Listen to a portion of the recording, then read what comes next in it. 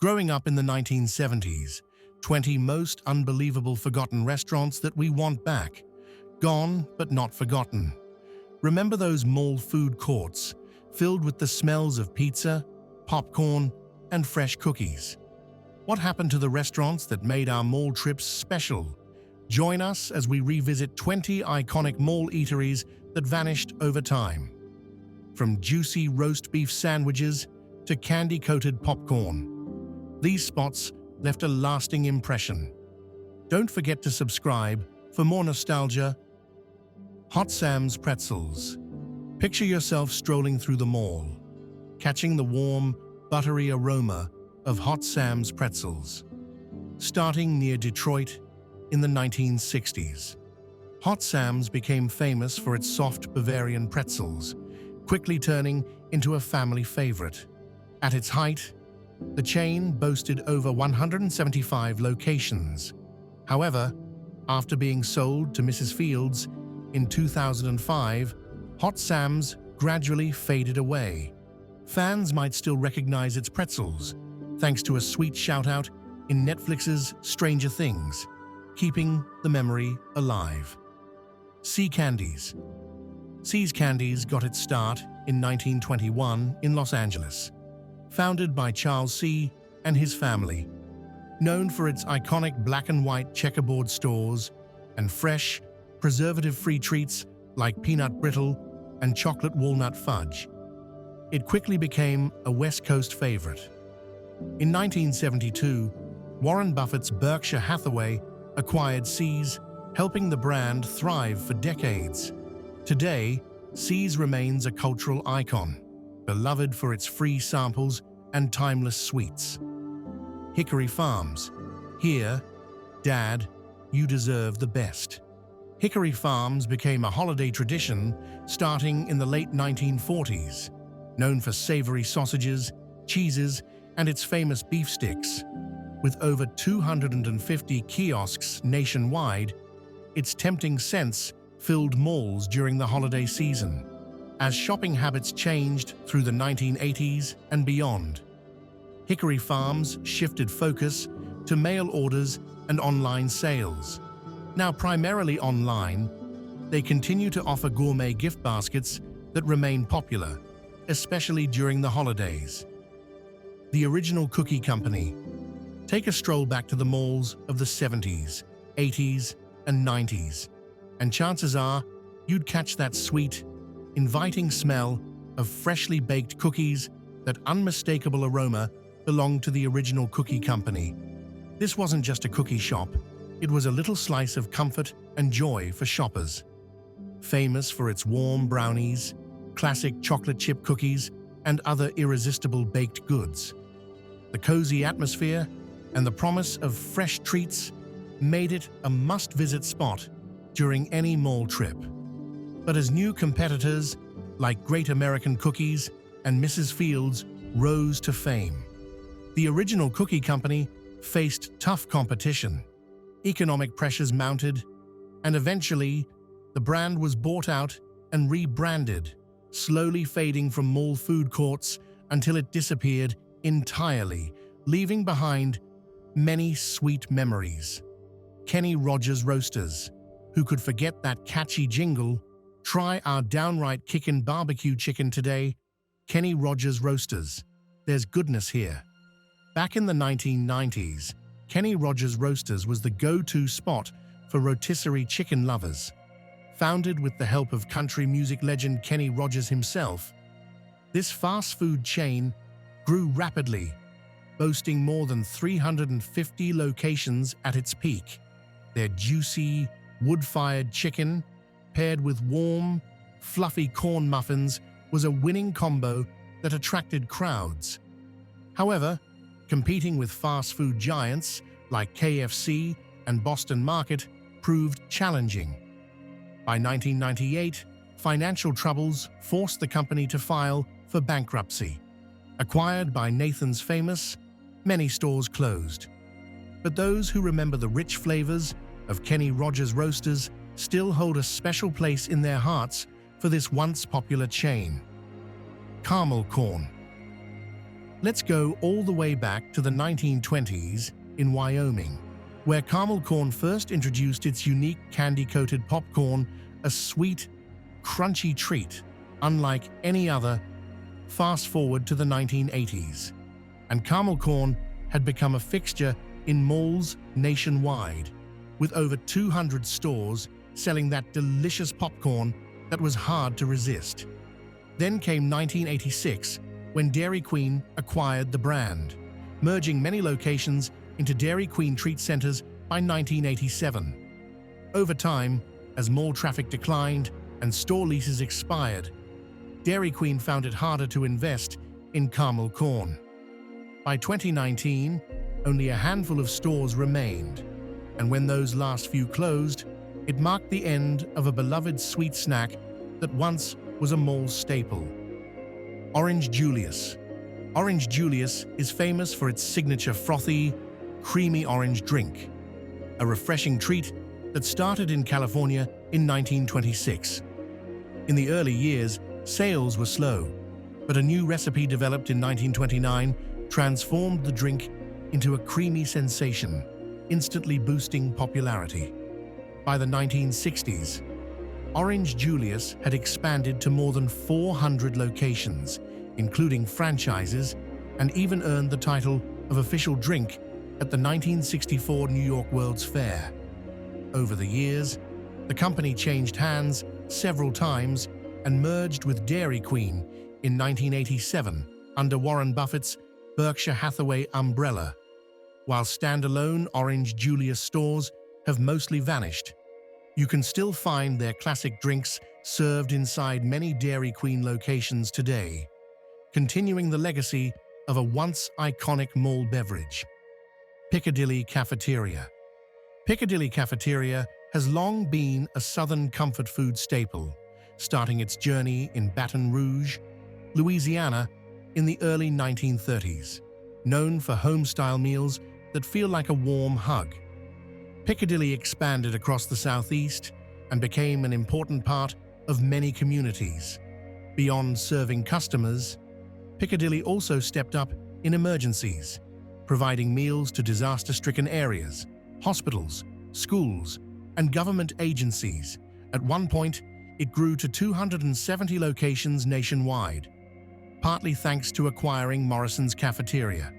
However, financial challenges led to bankruptcy filings in 2003 and 2012. Under new ownership, Piccadilly continues to serve Southern classics in about 29 locations, maintaining its reputation for quality food and community care. Hulahans began as Hulahans' Old Place in Kansas on April 1, 1972, quickly becoming a favorite for its casual atmosphere and diverse menu. The brand's relaxed vibe and approachable food earned it loyal fans and led to expansion across 15 states, peaking at 92 locations in 2007. In 2015, Fertitta Entertainment acquired Hulahans, aiming to strengthen its portfolio of restaurant brands. However, the company soon faced industry challenges like rising third-party delivery fees, tough lease terms, and labor shortages. These pressures led to financial struggles, culminating in a bankruptcy filing by the parent company in late 2019. Hulahans' story reflects the tough realities of the restaurant world, even for once popular chains. Arthur Treacher's Fish and Chips. Arthur Treacher's Fish and Chips brought a taste of Britain to America, famous for crispy fried fish and golden chips. Named after the British actor Arthur Treacher, who lent charm and credibility as the brand's spokesperson. This chain was a favorite casual dining spot for families and friends alike. At its height, Arthur Treacher's boasted over 800 locations across the US, offering a uniquely British fast food experience. But by the late 1970s, increased competition and market changes forced the company into bankruptcy. While most locations have closed, a few still operate today, serving as nostalgic reminders of a once thriving chain that introduced many Americans to traditional British fish and chips. Do you have any fond memories or favorite dishes from these restaurants? We'd love to hear your stories, share them with us. Roy Rogers Phil. Hey, what did you get? Oh man, Roy Rogers, Big Chicken Club. That familiar jingle brings back memories of Roy Rogers restaurants, a fast food chain famous for roast beef and fried chicken sandwiches, best enjoyed with an ice-cold Coke. Though named after the cowboy star Roy Rogers, who promoted the brand, he never owned it. The chain became especially popular in the Northeast and Mid-Atlantic US after Marriott bought Roby's House of Beef and rebranded it as Roy Rogers. At its peak, there were over 600 locations, but in 1990, Roy Rogers was sold to Hardee's parent company. Despite efforts to revive it, sales dropped and most stores became Hardee's. By the mid-90s, the rest were sold to Wendy's, McDonald's, and Boston Market.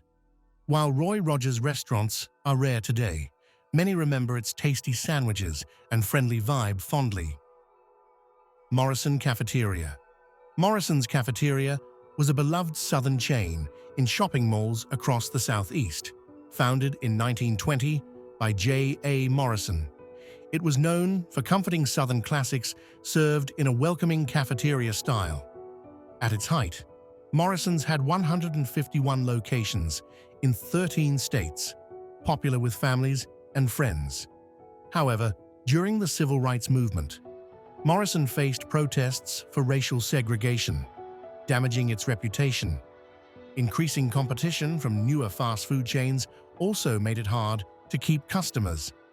Bought in 1990 by a company owning Ruby Tuesday, Morrison struggled and was sold again in 1998. Many locations closed, though it's mostly gone now. Its warm atmosphere and southern flavors remain in the memories of loyal diners.